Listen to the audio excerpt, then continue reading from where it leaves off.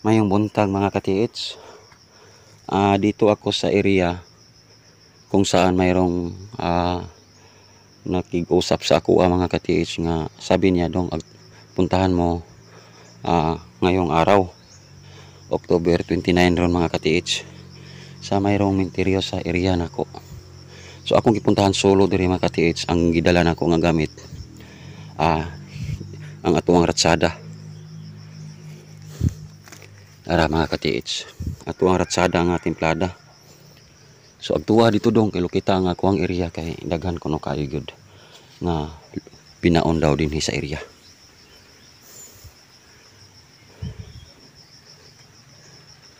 So karon dinhi mga ka-TH ang kusog kayog detection. Gigamitan ako og power load nga big load na to. Yung gamit nga nandoon sa inyo hindi kasagap dito. So nasa ito daw nga kahoy, yan ang tawag na alangit-ngit sa Visayas. Yan o. Lumang simenteryo ito mga ka-TH. Pero dito malakas ang deteksyon. Pero marami akong nalokit dito mga ka-TH. Ngayon lang alas 9 na o. Alas 9. So marami akong nalokit mga ka-TH nga dili malukit sa gamit na to na nandoon sa inyo na pang treasure no. So pag umpisa na ko mga ka-TH ngayon lang gusto na ko i-trace ang ipakita sa inyo nga ang ratsada na to nga gamit. Ang dili ma-detect sa ato ang gamit nga pang bullion deposit medium ma-detect sa ratsada. So pag umpisa pa lang nako hukay mga ka-TH, mayroon akong nakita. Una ito mga ka-TH. Si mga ka-TH dito siya sa 1 feet. Tapos kasunod ito nga bato. Mayroong naka-X. Mayroong siyang naka-X dito mga ka-TH na arrow sign B. Tapos kasunod ito. Tingnan niyo mga ka-TH.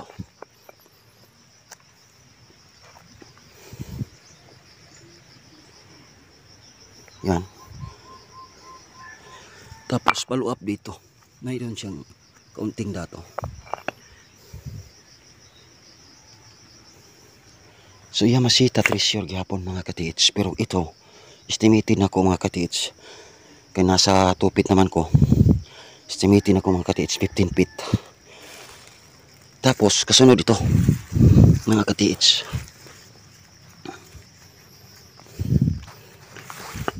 Tapos dito sekreto gyud siya ka-TH.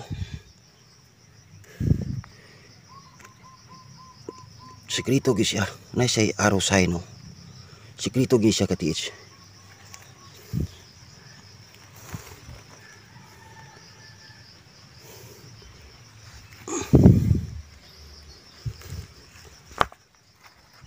Tapos ito ka-TH nakatiurok siya sa ilalom pero na siya islas na B. Hindi ko lang nalinisan. Halatang halata na tinamaan ito noon ng barita. Yan o. Backfield ito nga bato mga ka-TH. Mayroong mga tinamaan ng barita. So ito pa. So kuha na mga ka-TH, malambot na. Pag abutan ko ito ng tagabaywang natin. So akong yung gitris ang gamit, makita ninyo. Ato ilukit ka-TH. Gikan ko diri ka-TH sa sentro. Mga tuan lang to pilang hakbang. 1, 2 balik. So 2 pa hakbang nako. Posisyon ta south. 1, 2 3 4. So balik pa. Turaw.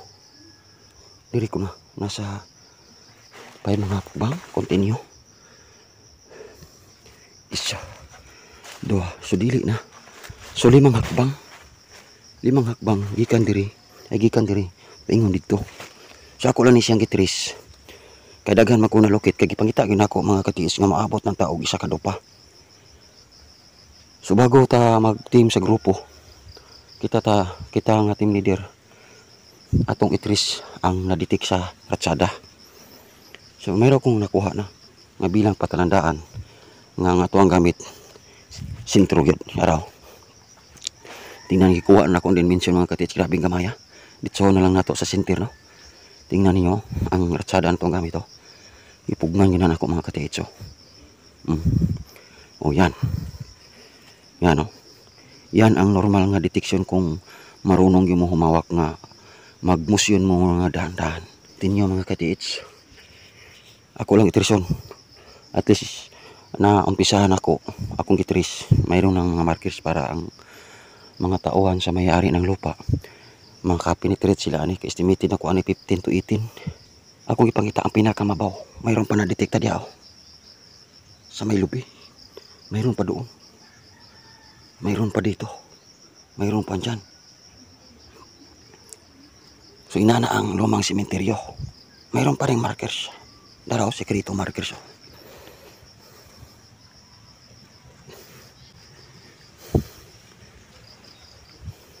Basta kay unang umpisa na to 1 feet. Ang kurlak na letter C siya mga katits. Perfect letter C. Ako po siyang gituyog hukay mga katits para makita ninyo ang ratsada na itong gamit. Nga di siya basta-basta nga magtudlo lang nga why kasiguraduhan ang iyong hukay. So continue ta mga katits. Susumpay ta mga katits. Ako nang gikuha ang itong puno ng kahoy. Yan. Noon malaking kahoy dito. Sabi sa tag-iya sa yuta. Tapos akong gikuha ng mga katits daraw. Ito. Tumubo na ito. Ang gamot noon nabuhay. Himo siya nga punuan nga kahoy. So akong gikuha.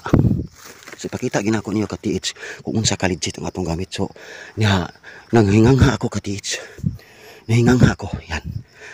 Itong bato na kulay red. Buo siya. Center sa itong puno. Tapos karon makita ninyo pag bitak na ko mga katits. Yan. Pag bitak na ko mga katits. Tingnan niyo. Legit yun ang gamit na to. Ito ang nakita na ko. Yan. Ito. So ato ang kamay-kamayon lang. Unang giingon ako ninyo. Ang ratsada na tong gamit. Dili ni basta-basta mga katits. Nakataob siya mga katits. Grabe kaya.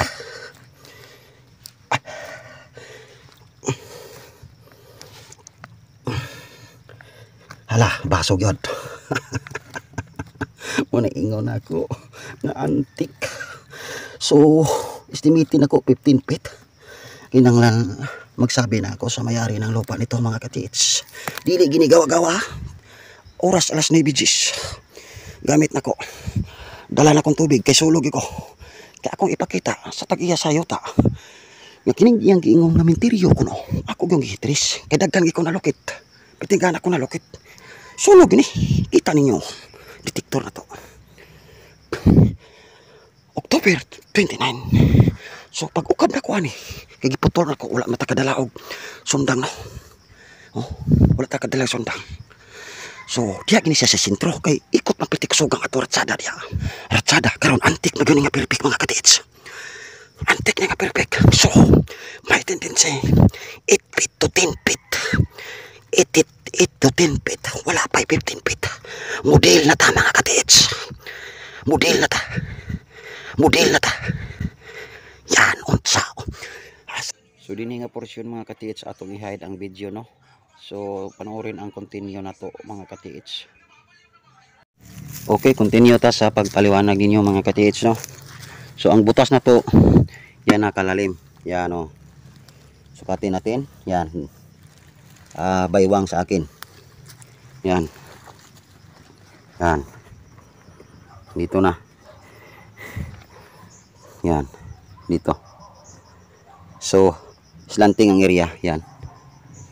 Andito, lampas lang tuhod natin.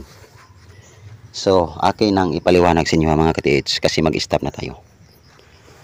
Kasi, ang sabi sa may-ari, lumang menteryo. So, yan ang sabi ko sa inyo mga katiits. Ang lumang menteryo, nandoon pa rin ang mga Hapon sa Second World War II. Pag war noon. So kaya ang mga lumang sementeryo halo na ang mga deposito. So ang ato ang giasahan diri ang matimingan nato kung ganun lang kalalim at hanggang isang lupa makakita na tayong perfect na buo-buo ng mga antique at alahas.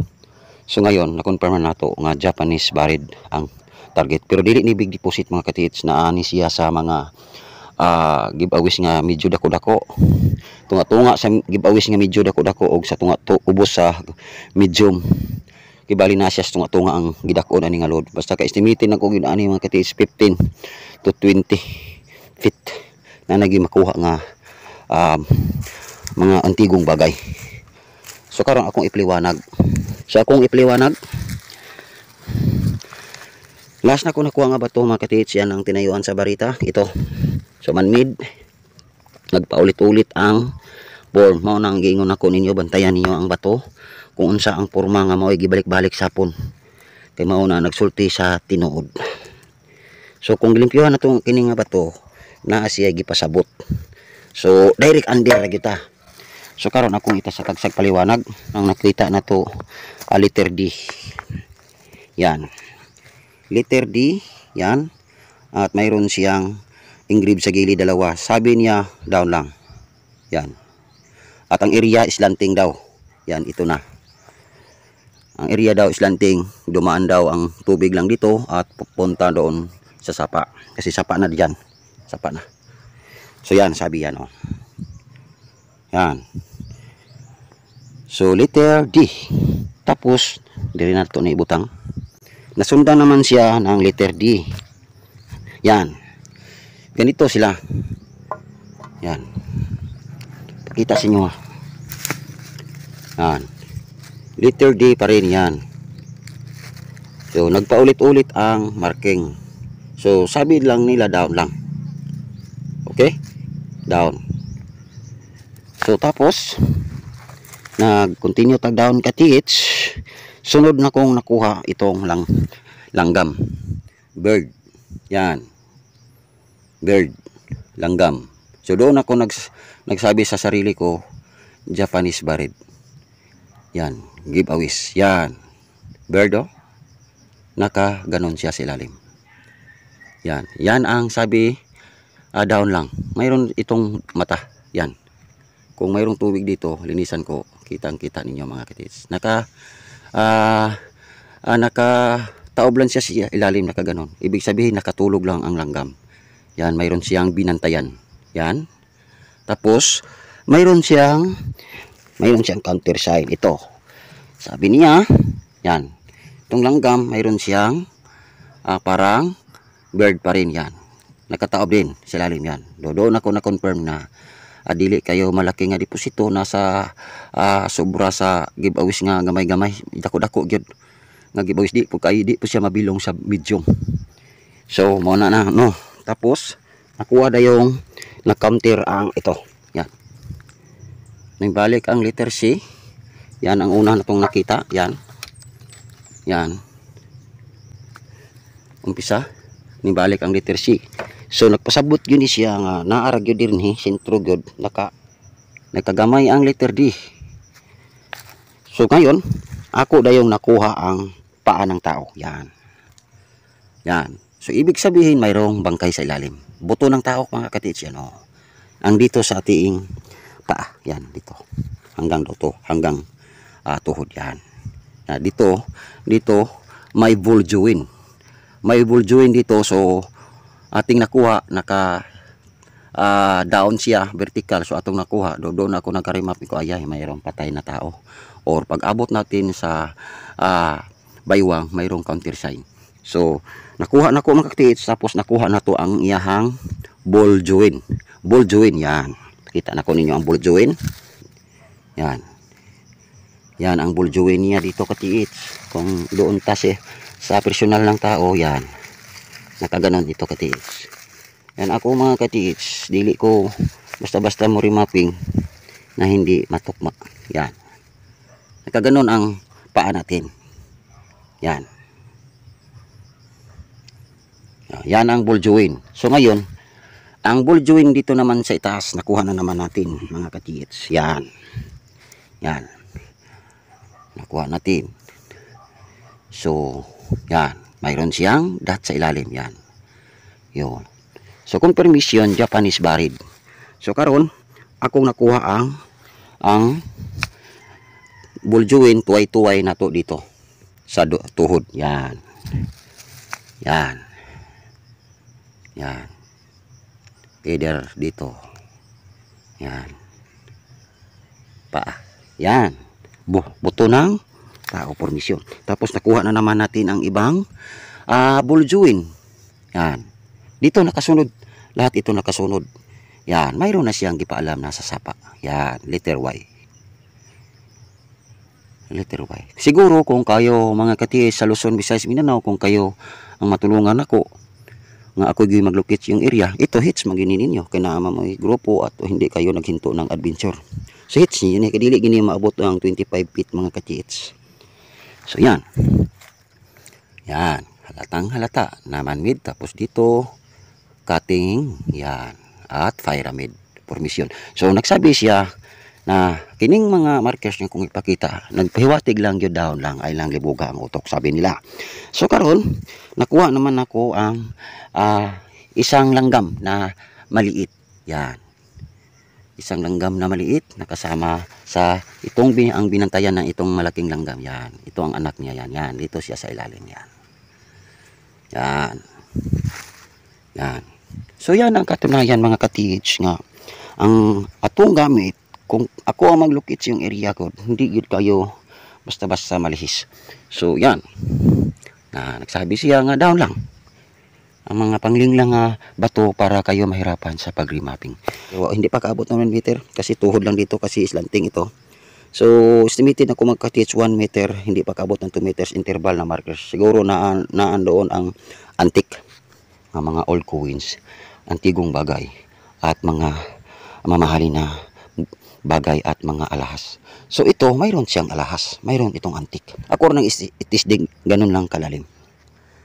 Kasi, ang adventure nako karon tuiga, antik alahas, buried sa mga hapon nga mga giveaways. Oh, ito, medyo magulang ito sa giveaways. Ubos po sa medium deposit.